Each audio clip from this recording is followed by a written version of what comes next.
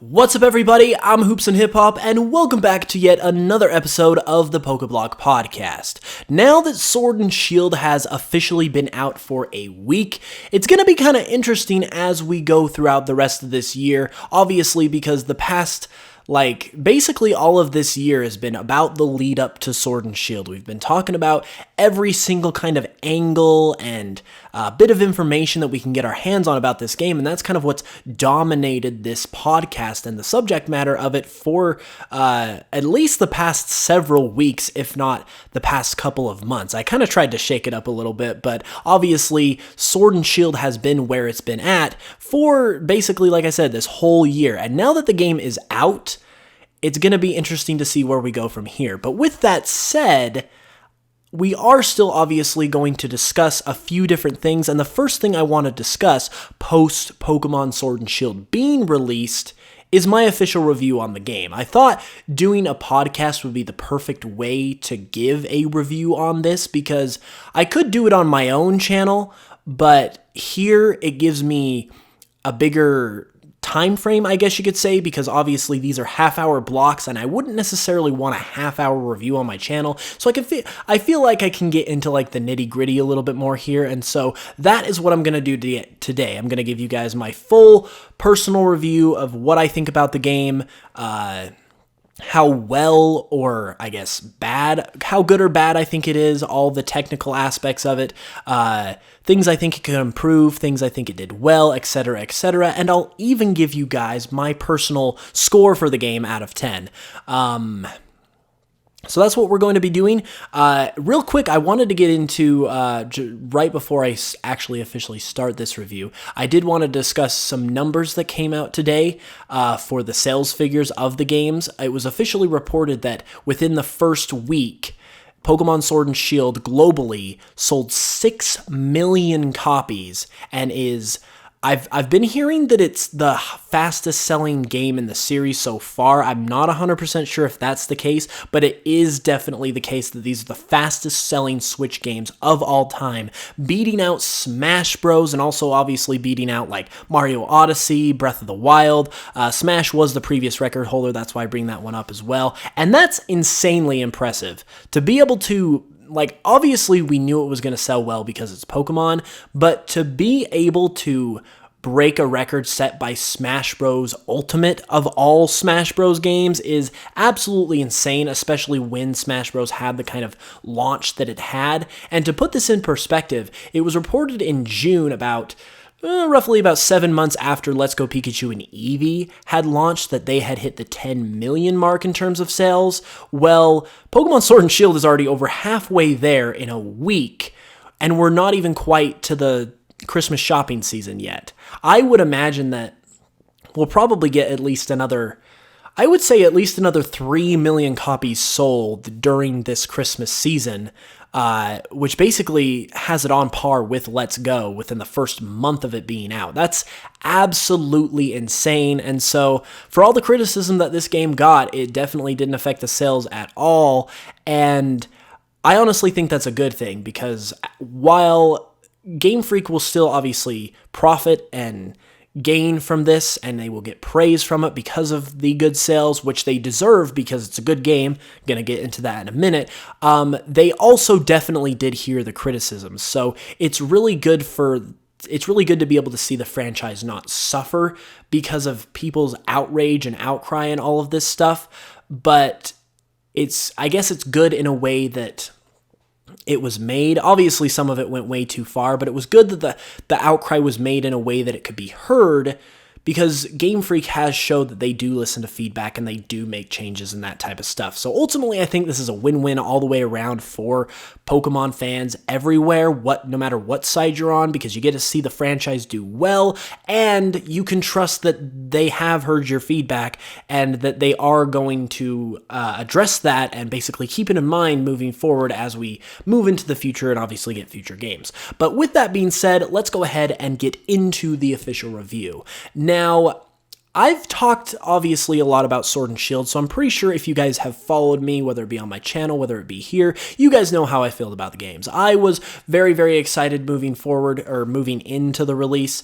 I wasn't really too concerned about any of the major complaints. I haven't been concerned about like the graphics or the dex cut or anything like that. I was just excited to play a brand new generation. I thought the games looked great. I was really excited to play on a home console for the first time.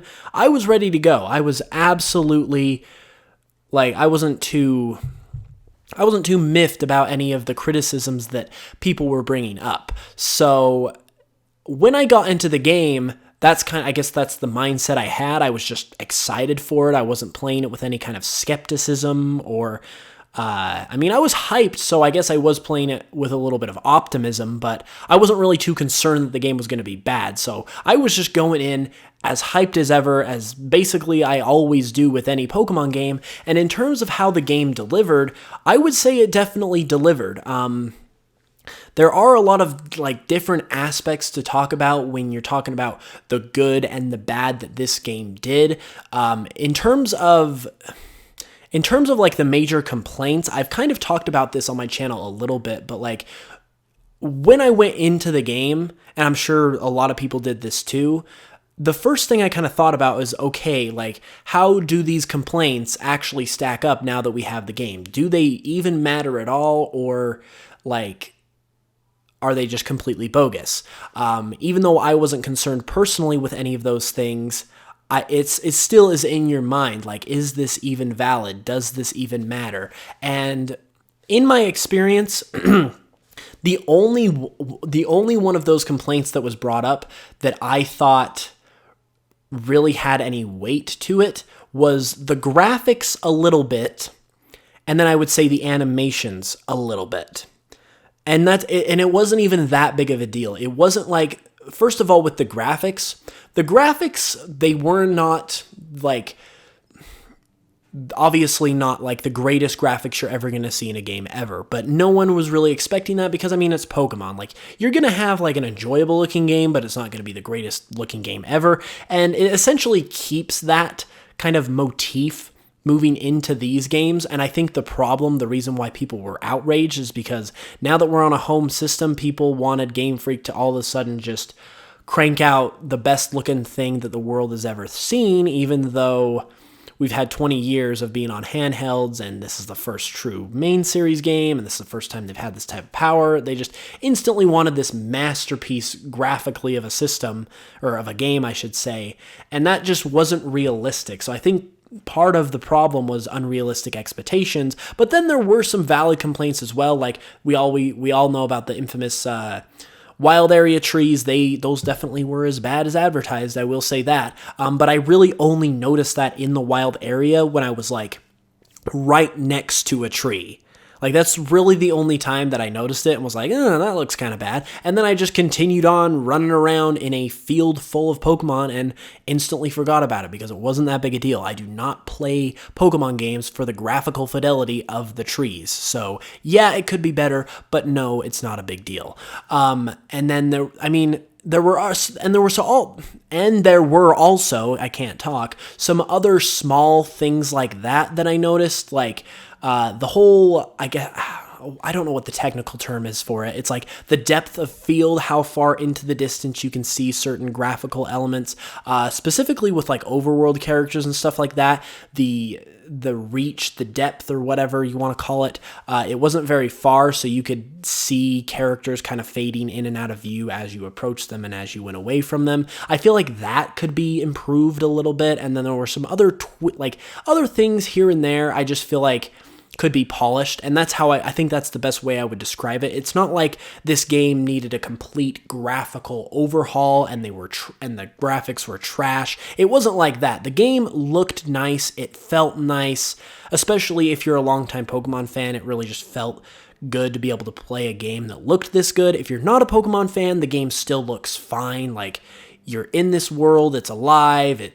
looks pretty, there are some pretty views to be had and stuff like that, but then you can also see that there are some places that could be polished up. The trees could look a little bit better.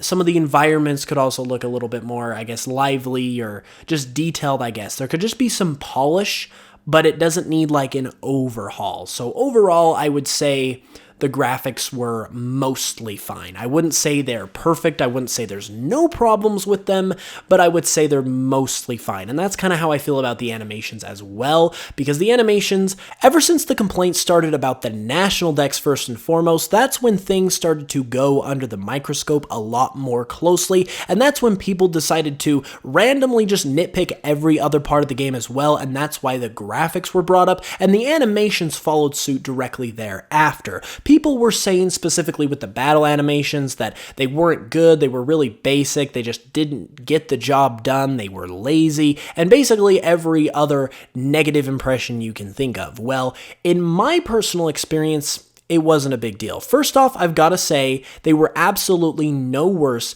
than any other Pokemon game, specifically the 3D ones in terms of the battle animations, and no one ever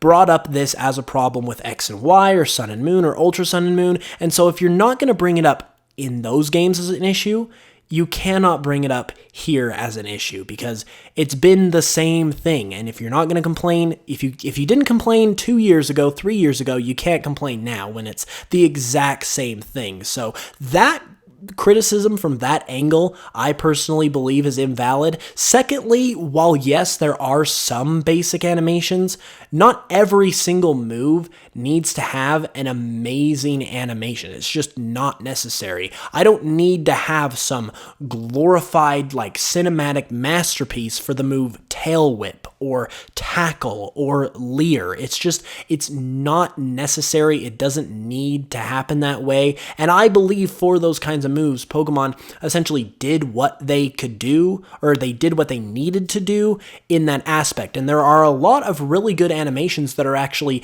custom made to specific Pokemon. Like, I was playing through the game and I had a Nickit on my team. Oh, spoilers, by the way, if you did not get the memo, because this is a review of Pokemon Sword and Shield, there are going to be spoilers that we're going to talk about here, starting with this specific Pokemon I'm talking about, so be warned. But I caught a Nickit on my team in the early game, and I was using it, I was training it up, and I noticed that when I used like physical attacks, like Tackle or stuff like that, in its return animation where it returned back to my side of the battlefield, it would basically brush the ground with its tail, which is specific to it, because if you read its Pokedex entry, that's basically what it does. It's kind of like a thief Pokemon. It uses its tail kind of as a broom to basically like cover its tracks or something like that. And so that animation that it was given was specific to it. It wasn't like a blanket animation that it was just borrowing from the basic like Tackle animation or whatever the case may be. So, and there were little things like that for several other Pokemon as well. And so I thought that was really good.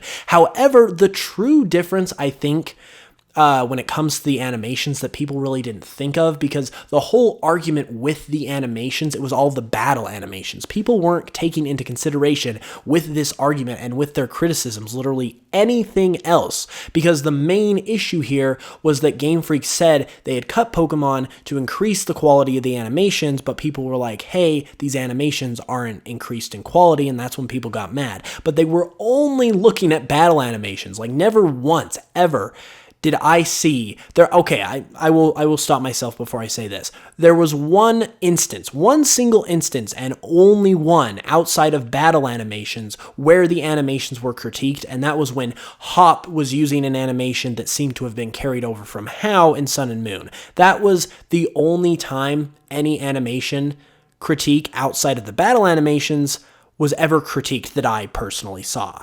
And I think the main difference here, and what Game Freak was speaking to when they were saying we have some increased battle animations, or we've increased the quality of the animations, I think this is the type of thing that they were referring to, is other stuff that's basically outside of just battle animations. And that's not even speaking bad on the battle animations, because there are some of those types of animations. I realize I'm saying that word a lot right now, but there are those types of animations that are increased in quality. Like all of the starters, they have a signature move. Those animations look really good. There are the other specific moves and certain instances, like I talked about, where the animations are really good. So like there are quality animations there. But the difference comes in the non-battle animations. You've got Pokemon in the overworld that are walking around. You have their running animations, their walking animations. You have idle animations for them. You have the faces and expressions of all of the characters, specifically the player character. That was a thing that was heavily criticized, is that the player character in Sun and Moon was always eternally happy, even if it was like this dreadful moment. They always had a stupid little smile on their face, and that was fixed. That was given correction, and now they actually have an appropriate expression. And the characters, like the important characters you interact with, the gym leaders, etc., they all had really, really good facial expressions. They all had good bodily animations. It was just really, really solid and fluid and gave them a lot of character. And then there are different things as well, like Pokemon Camp, for instance. People are finding so many different little fun things that happen in Pokemon Camp. Obviously, you've got like just the Pokemon walking around and running around and playing with each other, all of those animations, but then you've got little things in within that space that the Pokemon can do that really just show that this isn't a basic thing to be overlooked, because people have been finding that like Pokemon can race each other in the camp, and just different little things like that that are hiding within that feature waiting to be found, that just show how good the animations truly are. So while there are basic animations, I will say, and I will say there are some instances where it could be improved. The one specific animation that I thought could have been a little better is when you're interacting with Zacian and or Zamazenta, depending on your version of the game, and they go to like, they're facing you and then they go to turn around, and instead of kind of doing an organic turning around motion that a dog-like creature would do, they essentially do a walking animation while the model kind of like rotates 180 degrees. That was obvious. That was basic. That was a bit basic, and I would have preferred for it to be a little more organic and natural of a movement, especially for that instance where you're dealing with the legendary Pokemon. But like I said, it's not any worse than what we've seen in the previous 3D games, or I should say 3DS games. So like, if you're not going to complain about it there, you can't complain about it here, like I said. Not going to say that like there's no room for improvement, because that kind of situation shows there's room for improvement. But once again, just like with the graphics, it's not something that bothers me to the point of, oh, I'm not going to play this game, I'm not enjoying this game. I still had an immensely fun time. There were still 1.5 million really good animations. And yeah, even though there were some that could use some improvement, it's fine. It's not a big deal. We've made our case known, or I should say the people who criticized it, because it wasn't a big deal to me, they made their case known, and you can look forward to improvements on that in the future. But as far as like reviewing this specific game goes, I would say it was mostly fine. There was those couple, once again, things here and there that could be polished up, but overall it didn't need like an overhaul. It wasn't to the point where it couldn't be enjoyed. It wasn't like absolutely terrible. Overall, I would say it was pretty good. Not perfect, but pretty good. And then moving forward outside of like the main problems and getting into more specifics, the Pokemon themselves, like the quality of their designs and whatnot, I think they're pretty good overall. I think, like, I don't know, with Pokemon designs, it's so hard because they're pieces of art, and art is subjective, obviously. And with that kind of thing, like, so often your opinion on designs can change. Like, I find myself constantly like, I'll not like a design at first, but then I'll warm up to it, and I might like a design at first and maybe I'll dislike it later. It's really, really hard to say how you feel about a batch of new Pokemon in terms of their designs right off the bat, because it's something that you kind of need to let simmer for a bit, and you need to really like give it some time before you kind of give your final impressions of it, I guess, because it's way more complex than just saying I like that Pokemon, I don't like that Pokemon, because things can change over time. It's if you've been a Pokemon fan for very long, you know how Pokemon designs can kind of appeal to you a little bit more over time, and different things like that. So while I definitely feel that I kind of have to sit on the designs a little more before I can say this is my second favorite batch of Pokemon designs, or this is my least favorite batch of Pokemon designs, I will say that the Pokemon designs are just as good as ever. I will say that at the very least, because while there are some interesting, weird, and not good Pokemon, I'll definitely say that, but there are a bunch of really good ones as well, and isn't that every single generation of Pokemon ever, even back to the first one? So yeah, I need some time to sit on it a little more to give you guys my specific preference in terms of whether I like these guys the most or the least or whatever compared to all the other regions. I will say they're just as good as any other region, because they have their good ones, they have their bad ones. So it's doing what a Pokemon game should in that respect. And then getting into, I want to now touch on, now that we've kind of touched on some of the more negative things and my response to them, and we've talked about Pokemon just now, I want to also get into some of the things that I thought this game did really, really, really good. So yeah, we're going to get into the positive side of things now. The very first thing that I noticed that I thought was amazing about these games is the variety of Pokemon that you can catch. Typically in Pokemon games, the Pokemon that you can catch in the wild are fairly limited, because you'll have starting out, you'll have 2 or 3 on a route, and then it'll expand to 4 per route or something like that. And then obviously the set of Pokemon that you can encounter in each route as you move throughout the game and go to different areas, that changes. And overall, even though it's not super limiting, you always kind of feel you always kind of feel like you want more. At least that's the way I feel when I play Pokemon games. I have been crying for years for them to just give us a huge variety of Pokemon to catch from the start of the game, because that allows you to build the kind of team you really want to build, instead of having to live with Pokemon that are available in the early game and then decide whether or not you want to grind up the better Pokemon once they become available to catch up to the rest of your team, because the better, more interesting, powerful, unique Pokemon, they're typically reserved for the later part of the game. And so it kind of just...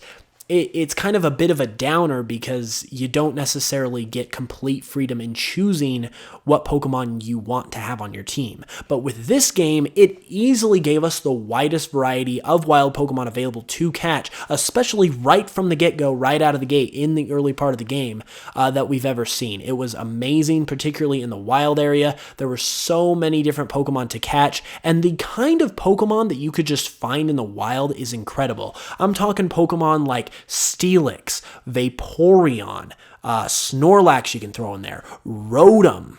These Pokemon, minus Snorlax, are Pokemon that you could never, ever, ever, ever, ever in a million years find in the wild. Steelix is literally a Pokemon that you were originally supposed to only be able to get when you trade an Onix with a Metal Coat. It is a trade-only evolution, and they went and put this Pokemon in the wild.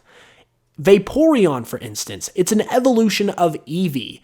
Eevee is a Pokemon you're never supposed to be able to get outside of one instance in the game where you can get it as a gift from someone. That is how Eevee works. But you know what? You're able to find Eevee in the wild, and not only are you able to find Eevee, you're able to find Vaporeon, and I'm pretty sure you're probably able to find the other ones as well. Vaporeon is the only one I've seen personally.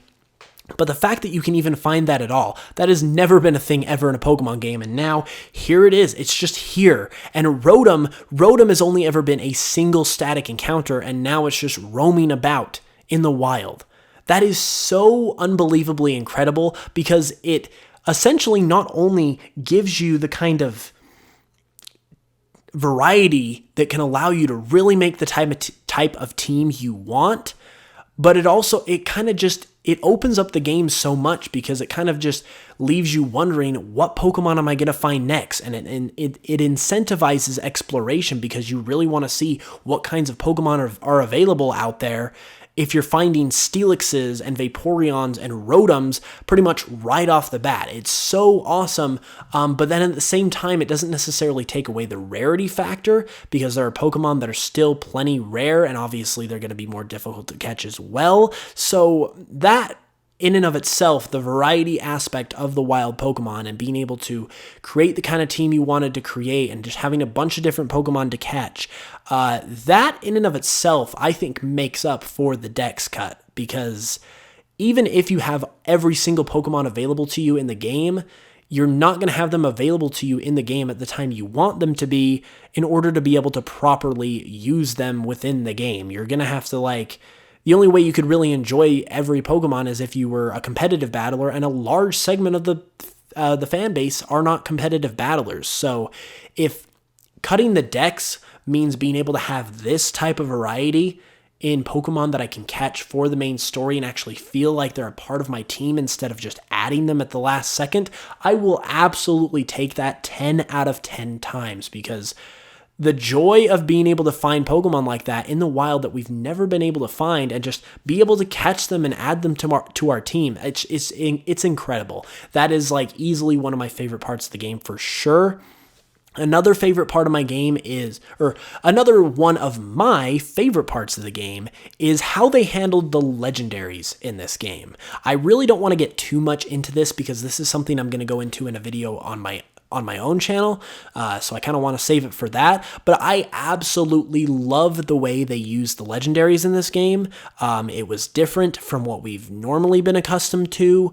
It switched it up in a way that I really, really enjoyed a lot, and it gave all of them a role that basically we just have never seen before. So not only was it really, really fresh, but it also felt like it was just such a cool direction to take this kind of this part of the Pokemon game, because the legendaries are always going to be really important, and traditionally they're the target of the evil team, and they're what the evil team is trying to capture and use for their own evil purposes. That was really not the case in this game. It kind of was, but it wasn't at the same time. Like I said, it was very different. If you've played through the game, you know what I'm talking about. Like I said, want to save this kind of thing for a video on my own channel. So overall, I don't want to get in too specifically with it, but overall, I love the way they used the legendaries in this game. I thought it was fantastic. That was one of my favorite parts of the game. And then finally, speaking of the legendaries, the final thing I think I'll go ahead and touch on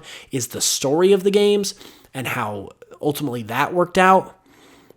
And the story in this game was about as good as you could expect for a Pokemon game. It wasn't anything amazing or crazy or anything like that.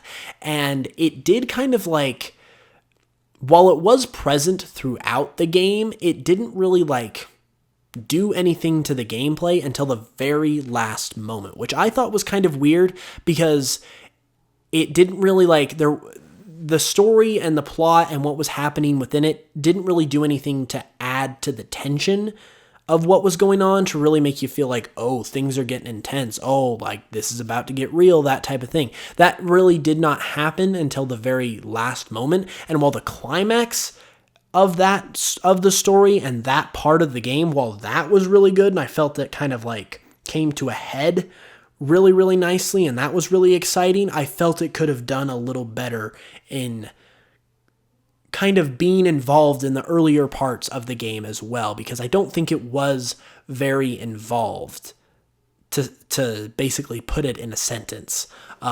You were mostly it was mostly just about getting the gym badges and progressing that way, and then whenever something story related did happen, it was kind of brushed to the side by other characters, and they were we're good, everything's fine, just keep focusing on the gym challenge, we'll take care of this, that type of thing. And so you weren't really the one dealing with it, and that's kind of how it was sort of brushed under the rug until the last minute. So in that sense, it could have been a little better in my opinion. I thought they could have made the story a little bit more involved. They could have made it allowed it to provide for a little more tension throughout the game. But it did come to a pretty good head. It did come, like, the climax of it all was pretty good as well. And like I said, just the way they used the legendaries I thought was amazing. So overall, I would say I think the story is mostly positive. Those are some negatives if I had to give it negatives with the pacing of it, I guess. That definitely could be improved. But overall, I had a positive experience with the story as well. And then before I wrap up here, because I am about to wrap up, I do also want to mention the music in this game. The music is so good. The town themes are all amazing. They're all so good. It just, I can't even explain to you how much I enjoyed the town themes in this game. The wild area music, when I was strolling through the wild area and the bagpipes kicked in for the first time, that is bar none the most majestic, triumphant, amazing feeling that I've ever had playing a Pokemon game, where I'm just roaming this wide open, expansive space, and I've got the beautiful sound of bagpipes propelling me forward. That is an experience I cannot possibly describe with words, but it all just kind of hit me at once in that moment, and I was just blown away. I was so hyped in that moment when that all kind of came together. I absolutely loved it. And then the battle themes themselves are amazing. The gym battle theme is absolutely incredible. Chairman Rose's battle theme. Let me talk about Chairman Rose's battle theme for a second, because in my opinion, that is the new single greatest Pokemon battle theme ever. Like, I'm talking ever, like higher than the gym battle theme, higher than Red's battle theme, higher than Cynthia's champion battle theme. Like this theme right here. I know I know all those ones I just mentioned are phenomenal, and this is probably like a whole discussion in and of itself, but I loved Chairman Rose's battle theme to death, and I think it's in my opinion, I think that's the best battle theme we've ever heard in Pokemon. So overall, phenomenal soundtrack. I did not even mention the fact that Toby Fox, creator of Undertale, also composed a track for this game, and that track is great. So music overall phenomenal.